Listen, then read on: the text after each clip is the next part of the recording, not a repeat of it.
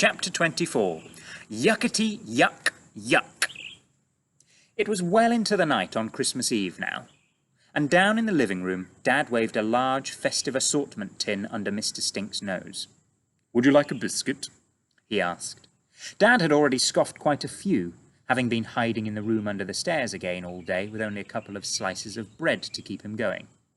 Mr. Stink eyed the contents of the tin with disgust. "Have you any stale ones?" he asked. "Maybe with just a hint of mould?" "I don't think so, sorry," replied Dad. "No, thank you, then," said Mr. Stink. He patted the Duchess, who was sitting on his lap, trading evil looks across the coffee table with Elizabeth. The family cat was bundled up in a towel on Annabel's lap, still recovering from her swim. "Never mind about the biscuits," said Annabel. "I want to know what you said to the Prime Minister's offer."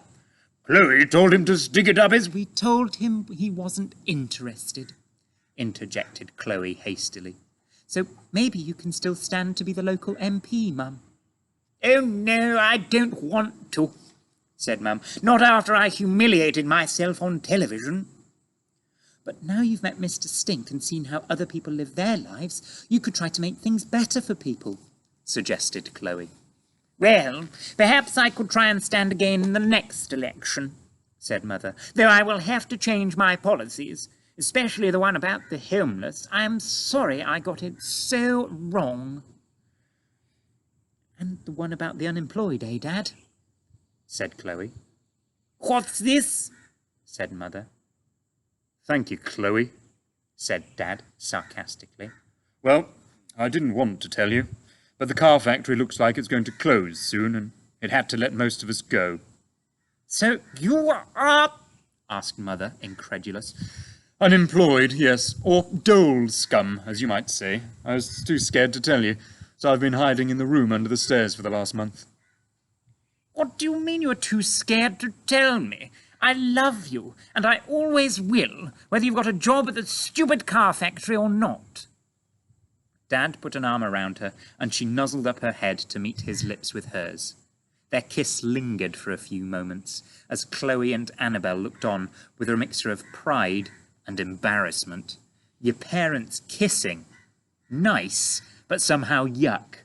Them snogging is even worse. Yuckety, yuck, yuck. "I would go back to being in a rock band, but you put my guitar on the bonfire," said Dad with a chuckle. "Don't," said Mother. "I still feel so bad about that. I fell for you like a ton of bricks when I first saw you on stage with the band. That's why I married you.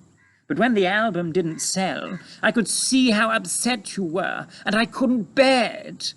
I thought I was trying to help you move on with your life. But now I realize all I did was crush your dreams, and that's why I don't want to make the same mistake twice." She got up and started searching in the bottom drawer of the sideboard, where she kept her secret stash of Bendix chocolate mints. "I am so sorry I tore up your story, Chloe." Mum pulled out the maths exercise book of Chloe's that she had ripped to pieces. She had painstakingly sellotaped the whole thing back together, and her eyes still shining with tears, she handed it back to Chloe. "After question time, I had a lot of time to think," she said. "I fished this out of the bin, and I read it to the end, Chloe. It's brilliant." Chloe took back the book with a smile. "I promise to try harder in my maths lessons from now on, Mum." "Thank you, Chloe. And I have something for you too, my darling," said Mum to Dad. From under the tree, she pulled out a beautifully wrapped present that was exactly the shape of an electric guitar.